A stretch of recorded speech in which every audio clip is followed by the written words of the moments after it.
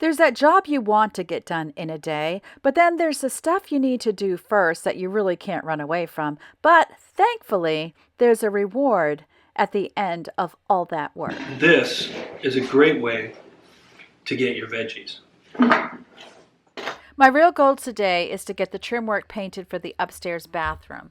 So, funny story, kind of funny, not funny. I definitely wanted to get the pre-primed trim.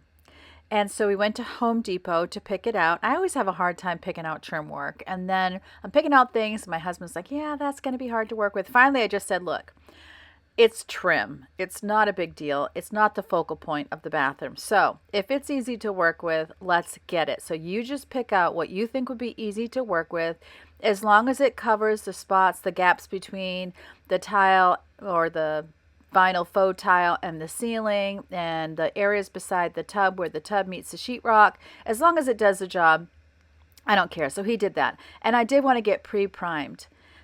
It's so funny because I don't even know what I was thinking. I don't do DIYs a lot.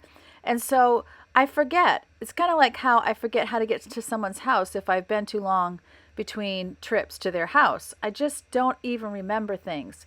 So it hadn't even occurred to me that I needed to paint this stuff. I don't even know why. So we're on the way home because in that day, I mean, I probably remembered it a different day when I was planning it, but then on that particular day, I was thinking, you go, you buy it, you bring it home, you cut it, you slap it up, right? Wouldn't that be nice? No, you got to bring it home and paint it, of course, duh. Uh, so that was kind of a wake-up call. And also, I included this. I am folding laundry, obviously, that, we all wonder why it's hard to get things done around the house. Well, it's not like you just have one thing to do. People have to eat. There's laundry that needs to be done. You don't want to let your, house go to heck in a handbasket because you decided to do a DIY project. So that's why it's so important to just carve out time to do that and to make sure you have the energy to keep up with the things in your home that are really going to bother you. I mean, if it doesn't bother you, don't do it and put the DIY first. But I knew this was piling up and I had quite a bit of laundry. So it's like I have got to get caught up on some of these things first before we go downstairs and get started. And thankfully, Robin used the time to get the molding out, to get it on something that we could paint, and to get he tried to find the paint. I ended up needing to go down and to find the paint. And I will say, I'll mention that we had some paint we decluttered from this. Every time I do a project, I do try to include decluttering. So I also found a can of paint that was my daughter's, the color before the color she has now. So that will be going as well. And I try whenever we do a project and I have to get something out of an area now, is just to take 5 minutes and see if there's anything that I could get rid of. And I don't show you the paint cans we're getting rid of in this video, but you'll definitely see it in tomorrow's. And it felt so good to know as we were doing the painting that this was already done, especially since we'd have to wait for it to dry and there would be no further projects in the upstairs bathroom on this day. We got our trim for the bathroom at Lowe's, and so now it's time to paint. I had put some of it aside because I really wanted us to get over the tub. So I wanted to prioritize the stuff that would kind of go over the tub and come out. So we got some corner molding. We have more molding that will go beside the tub where the tub ends and the sheetrock starts, and also ceiling molding. So what we're doing now is I got out all of the paints that said frost because that is the color. And we have been using this color for years. So the last time that we did the bathroom, which I think was like 6 years ago, we used the same thing for the bottom half and for the trim work. So we're using the same thing now. And what we're doing is going through cans. And what we were finding when we opened them is that they were super old and just, maybe hadn't been sealed great.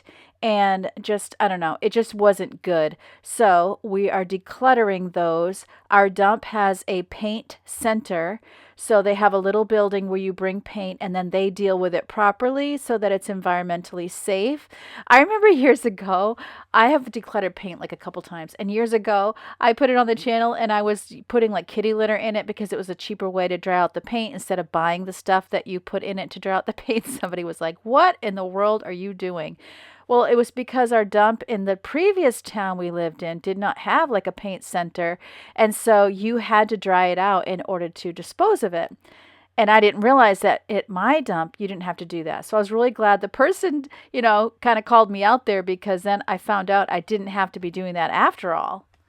It was a little bit frustrating their opening the cans because they were old and crusty and really hard to get into. And then, you end up just bending the lid and have to get it off. And then this particular one, which was the most recent, which is why we ended up keeping it, had the screw off top so that you can pour. It is a little bit harder for me to mix it, but one fast way to mix paint. If you know you're going to be painting like tomorrow, and by the way, I'm dusting these. If you know you're going to be painting tomorrow, tip the can upside down. And so then the different stuff rises to the top, which is actually the bottom, and then you flip it back up upright, and that many times will mix it good enough. As you can see, I bought trim that was pre-primed, and I have to be honest, I probably wouldn't do it again. And then I thought, well, I'm using the paint that says it has primer and paint together, so I don't need to prime. Plus, I bought it pre-primed, so they wouldn't have to prime. But there's kind of a sheen to this, and the last thing I want to do is sand. I really hate sanding, but there was a bit of a sheen, and so the paint wasn't really grabbing all that well. Tell me if you've had that experience too when you buy pre-primed trim. Give me the answer because I am using, it's probably satin finish paint. So it has a bit of a shininess to it as well. And we just were having a really hard time. And then I thought it looked crappy. And I'm hoping when I put a second coat on it, it's just going to make it all even and nice. Because what would happen is as you're, brushing across it, there's spots where the paint is kind of skipping. You're kind of simultaneously painting and dragging the paint off. So I thought, is it that my paint is old? Is it because I bought pre-primed? Is it because these were cheap paint brushes? I was using whatever brushes I had, so I'm not even sure where I got them or how much they cost. I don't usually buy the cheapest brushes, but I gotta be honest, my husband does tend to buy the cheapest brushes, and you can't see it, but there is like a design to what we're painting right now. So because it was beveled, I didn't think that a roller would do the trick. And then the two pieces were kind of avoiding, and this is me repainting his because I can see where the paint was skipping. The two pieces were avoiding our flat, so Robin's going to go in with that with a roller. But I was not happy with this whole process. It was very frustrating. I had stayed home this day from church just because I was still tired from the night. I didn't sleep. And then I decided to straighten my hair because it's just easier, but I can definitely say not a fan. And my little baby hairs in the front. I mean, the good news when you're female is when you lose hair, it comes back. The bad news is baby hairs everywhere. And so my baby hairs in the front are like sticking straight up in the air. And no amount of mousse or gel would keep it down. So I just gave up. So thank you, because I know somebody's going to say my hair looks fine. I'll just thank you in advance. But I was not happy at all. We were going to do the second coat, and then we just decided not to go back down and do the second coat. We were going to go upstairs, cook, and then come down and do the second coat. And I was like, no way, Jose, I will face it another day. After we're done cooking here, Robin is going to do some cooking in the kitchen, which he finds super relaxing. He's been really getting into Mexican cuisine, and today he's making himself some poppers. And he actually was doing a green salsa verde, which you saw in yesterday's video, which I will have linked at the end of this video. So because he was doing two recipes, it just ended up being too long. And so I decided to chop it up into two, and I did the best I could. So I just wanted to give you that as a note of explanation is you might hear a little bit about the salsa, or it might seem a little awkward, but I am chopping up his whole cooking segment for 2 days. So if you wanted to see the verde, that's yesterday's video. And if you want to see the poppers, it's today's. And he's doing jalapeno poppers as well as poblano poppers. And I have to say, the poblano is my favorite because I'm not a spicy girl, but I do love the flavor of peppers. So this way I don't have the jalapeno spice, which really wasn't that bad. I mean, they're just very unpredictable. Some of them can be super spicy, some not so much. So just that little explanation as we move on.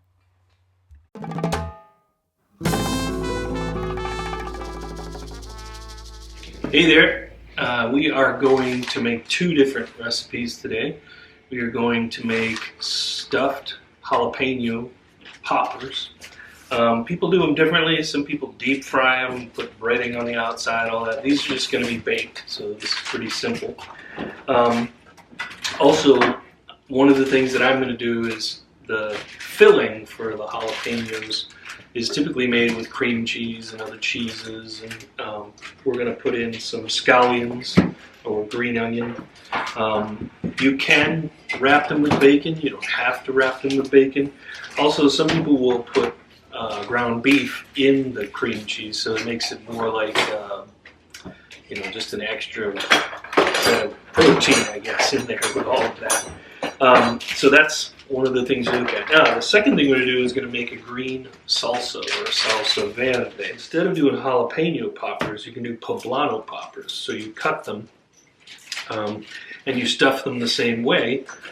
These cook up really good. They're absolutely delicious. We had some the other day, not too long ago. It was very good. Of course, we have some more jalapenos here as well. I've got a couple of plum tomatoes. I have some bacon in case I want to wrap stuff. We have cheddar cheese and then also the cream cheese. I have some salt that has garlic and pepper already mixed in it. So here's the thing. Different areas of our country in the United States, some people like pepper, like just plain old black pepper. Some people it's, when you're talking about white pepper, but that's a whole different subject. But some people really like things very peppery. Other people don't. If you know that about yourself or who you're cooking for, if they're not big on pepper, then just separate the stuff and make it, your garlic powder and your salt and your onion powder and those types of things. Try not to put as much pepper. So I'm going to take this and carve it on the side, right in the seam, because that's going to give me the opportunity to make a nice wedge for the stuffed pepper part that I'm doing. Okay? So I want to get that wedge. You don't have to do it the way I'm doing it. That just happens to be what I did. And I'm getting the cap. So that'll be a nice piece to stuff. It's like a nice boat. Now we got to get ready, chop up some of our jalapenos, take out the seeds and get them ready for the oven that we're going to put on. So these we're going to cook at 350 degrees. So it's a good idea when you're doing this to just go ahead and get the oven started. Also, like I said, depending on whether you like ground beef mixed in with the mixture or not, that's something you have to decide whether you want that. In what I'm doing today, I'm not going to do that, but you would prepare that ahead of time. You want it to cool a little bit so that it doesn't melt everything when you put it in, but it doesn't have to come completely cool down. And it could help in the mixing process of the filling that goes on. But keep that in mind if you want ground beef in what you've stuffed. Alright, so let's start in with these jalapenos. The end off. Going to, good way to cut them in half, right? And take out the middle. Usually if you slice one way, turn it 180 degrees and slice again at an angle, the middle comes right out, just the way you want it. That inside with the seeds and all of that, so you can do that. So again, you just take your knife and you cut at an angle, right? Cut in at an angle like that. Just draw the knife through. Do it again going the other way. And if you're careless, you might cut through the whole thing. Now, what's nice about this, like what I did, I cut too far through it. What's nice about this is when you put the filling in it, The filling is mostly cheese, so it'll work like a glue and hold it together. But point is, be careful. You just want to score it when you're taking it out. All right. All right. Another jalapeno. See, cooking things changes the structure, the nature of it. Can actually cool it down. Obviously, mixing that heat with other elements. You know, if you're mixing something that's really hot and spicy, but you mix it with things like tomatoes, or you mix it with things like celery, onions, things that aren't overly hot, then you're diluting that so that the heat of that pepper is just a part of it. And that's what makes a dish very nice, is you get that balanced heat. You don't get nothing but heat, but you get some heat in what you're eating, right? So we're going to stuff all of these in a minute, and I'll show you what we're going to stuff them with. I said we put the oven on. We're going to have that on 350 when we do these. And depending on how you like them, you may want your pepper and that to be still have a little bit of crunch to it, not to be completely soft. So you may not want to do it. You're going to look at like 25 minutes when you cook it. If you want it to be like fully cooked, everything kind of done through and not without that crunch, you're going to go more towards 30 to 35 minutes on this stuff. You don't need a lot or a big bowl necessarily to do the filling. I am going to start with the cream cheese here, this block. When I did this the first time, for the number of peppers I have, I don't have that many. You probably don't even need the whole block of cheese to do it. This particular one, I only need about 3/4 of this for what I've got here, and that should be plenty once we mix everything else together. So I'm going to take this and actually open it and just cut off what I need from it. Right? So, right here. And if you cut it into quarters or thirds or something, that just kind of helps. You're making it a little bit easier to mix it when you get to it. Okay. Cuts off fairly easy, very pulley. Cream cheese is one of those amazing cheeses that never seems to be hard. You have to change out your gloves because the stuff you're doing, you should do that. So I put the cream cheese in there. So I put the 3/4 of that cream cheese in this. Now I'm going to take the cheddar cheese and put it in there. Now this is 8 ounces of cheese. For me, I kind of go by, I measure a little bit. I go almost 1/4 cup at a time, but I think you're going to use at least a cup of cheddar cheese to mix this around. All right. I'm also going to take a little bit of this salt, pepper, and garlic, put it in there, so just a small amount. I'm going to cut up my green onions. Now, before I do that, obviously I cut this with peppers, so make sure you wash your knives in between. I'm actually going to take the longer ends off for the moment, and I am just going to deal with the actual sculling it. I'm just going to inspect them and see that everything looks all right. Now there's only one particular dry leaf here I'm going to take off. The rest of it looks good. And cut these. Since they're going in a filling, I don't really want them to be big. I want them to be fine. So I am going to dice chop these once I get done doing this. I'm going to go back over it with a knife because I really want it to be small. I don't want it to be big. So you can cut and dice it very easily by putting your knife on one end and then just moving across the pile by moving up and down. And you go in different directions, go horizontally, go vertically, go across it, go back and forth until it's the consistency that you're like, okay, that's what I wanted for dice. So like you can see on the side of my knife, there might be larger pieces or smaller pieces. You might have to brush them off to get to make sure that you get each piece. But you know, like I said, you want to dice this up because you're trying to get it in a filling. You want it to be thoroughly spread throughout the filling. Also, as you're cutting up a green onion, it releases all of the oils of the green onion by chopping it this way, which just adds another richness. In a lot of cooking, there's a technique called making green onion oil, where they actually cook the green onions in oil first and then take them out and flavor the oil from the onion. The flavor is in that oil as they cook it. That's very big in Asian cooking in particular. Now I'm going to take the rest of the ends and do those. And with these, I'm going to slice them sideways a little bit just to get through, so I get a nice tiny dice out of this. Then I'll come back across and have the other larger pieces that I have. I'm going to do the same thing with this. Go through and just kind of really chop that up nice and fine. Alright, now I'm going to put those right in there. The onion in there.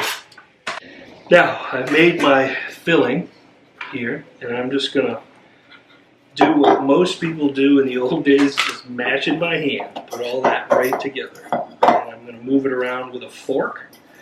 That will get the cheddar cheese mixed in with the cream cheese. It'll just bring that all together. Now, some people will maybe add a little bit of milk at this point. It'll make it a little bit easier to move the cream cheese around. Some people, you know, you can add, like I said, lemon. You can add the lime, right, which becomes a part of the flavor of what you're making. All of that is good stuff. This just makes this even better. But you can see it's coming together fine, right, in what I'm doing. And I'm getting to be able to just mix it together with a fork pretty easily. Ground the hamburger and cooked it. At this point, I would probably add about half of a cup to this of the hamburger. So you don't need a ton of it if you were going to add it. If you were going to add something else like bacon bits or other things, turkey burger is great. Again, you would just mix it in the same way and put it in the filling itself. All I need to do is take this spoon and then start filling each of these.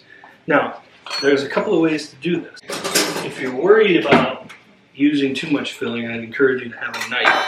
Because what you can do then is you can fill, right? And I don't necessarily need the spoon. I can even use the fork for this, right? You want to fill the jalapeno, right? Bring it over it, get it all in there, get that nice and full. If you think you have too much, right, then you come across the edges with a knife like this, right? And you can spread it almost like you're doing peanut butter. And that's a good spread right there. Now I can take the excess, put it in the next one I'm going to fill. A little more filling here is what I'm doing. And again, you take the knife, spread it in there nice and evenly. Now this is the one that I cut through a bit, but it's still coming together really nice. Like I said, the cheese works like a glue. I'm going to try to get some of the last bits out of this. Make sure everything's filled. But we basically used all that we had. Like I said, I can tell by looking at this, it was about 3/4 of a block of the cream cheese. We only needed about a cup to 3/4 of a cup, somewhere in between that, for what we were doing with the number of peppers that we had. So this is all together. Now, I'm going to kind of arrange this just to make sure we've got a nice amount of space for all of these to cook. This will give off water, and it will also give off some of the oils. Now, the thing that most people are probably waiting for is, what is he going to do with that bacon, right? I am going to take bacon, and I'm going to wrap it around some of these, because that just adds a whole another layer of goodness. So if you're not a huge fan of bacon, there's also turkey bacon. Another thing that you can do besides bacon, like I said, if you filled it with hamburger, that's another way to do them. But all you do is wrap it around and just lay it down like that. That will crisp up and add a nice flavor, a nice texture to all of that. It really does make them look nice. And lastly, I'm going to add some more cheese. They're going to go in the oven for about half an hour at 350 degrees, and I'll keep an eye on them. So whether it's right a half an hour or off, I don't know. But you basically want it to be where the bacon is crunchy and the rest of the cheese is melted. It should look like the top of a pizza. Yeah, I'm going to use the lower oven for this. Okay, so this is just to wrap it up, show you that our jalapeno poppers are done. Our salsa verde is done. It's absolutely delicious. So these are the ones that were wrapped in bacon. I put a little paper cloth under them just because they tend to get more oil.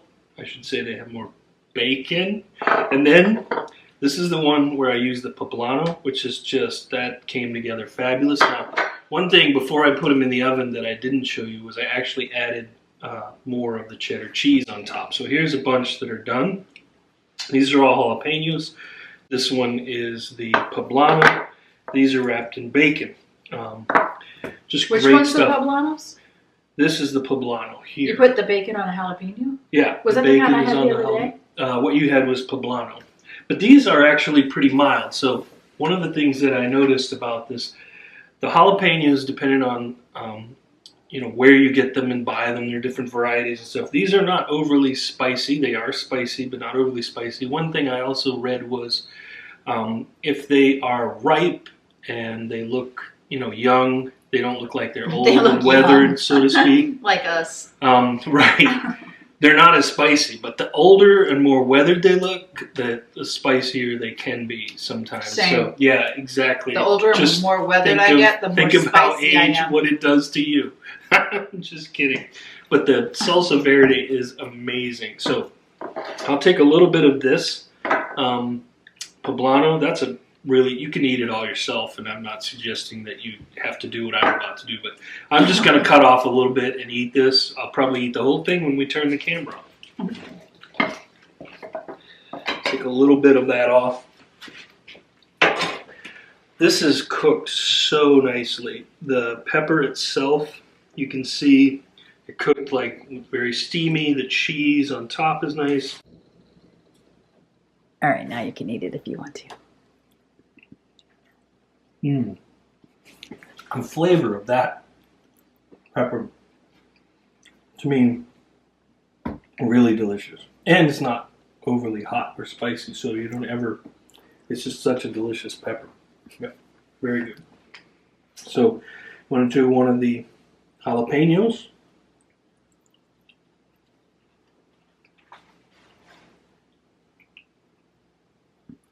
So that one, very mild, not a lot of kick to it. What you will see sometimes is afterwards, it'll have it. And obviously, like I said before, the oils are a big part of that. So that's jalapeno? Yeah. And that's jalapeno. Yeah, You didn't put bacon on a poblano, that's so sad. No, but you will still like that. I'm going to take a piece of bacon after this. You definitely need to try this.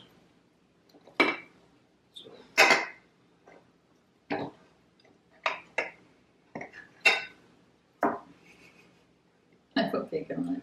Be careful, that bacon was touched.